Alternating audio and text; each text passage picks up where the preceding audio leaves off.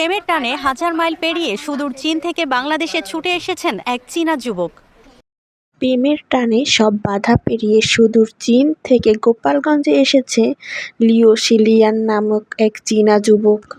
শুধু এসেই থেমে থাকেননি জেলা শহরের নিচুপাড়া এলাকার তরুণী সীমা আক্তারের সাথে।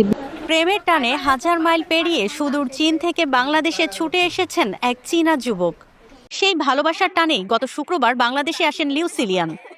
আনন্দের উৎসব। পারিবারিক সম্মতিতে লিউ সিলিয়ান ইসলাম ধর্ম গ্রহণ করেন এবং মোহাম্মদ সাদিকুর রহমান সানি নামে পরিচিত হন। এরপর সেদিনই আদালতের মাধ্যমে তাদের বিয়ে সম্পন্ন হয়। লিও শিয়ান শুধু এসেই থেমে থাকেনি, নিচুপাড়া এলাকার তরুণী সীমা আক্তারের সাথে বিবাহ বন্ধনে আবদ্ধ হয়েছেন। সবার কাছে এই নবদম্পতির জন্য দোয়া চেয়েছে সীমার পরিবার। জানা গেছে 4 মাস আগে সামাজিক যোগাযোগ মাধ্যমে সীমা ও লিও শিয়ানের পরিচয় হয়। এরপর তাদের প্রেমের সম্পর্ক হয়।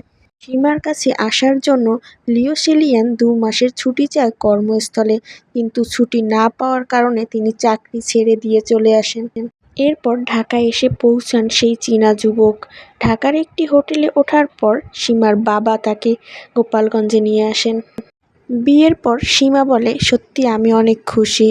সত্যি ও আমাকে ভালোবাসে বলেই অত দূর থেকে আমার জন্য চলে এসেছে।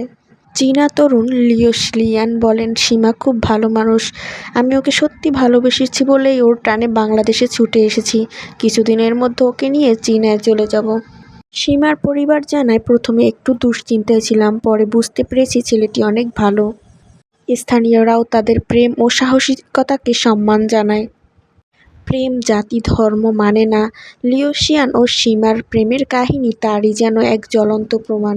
লিও শিলিয়ান এখানে এসে মুসলিম ধর্ম গ্রহণ করে।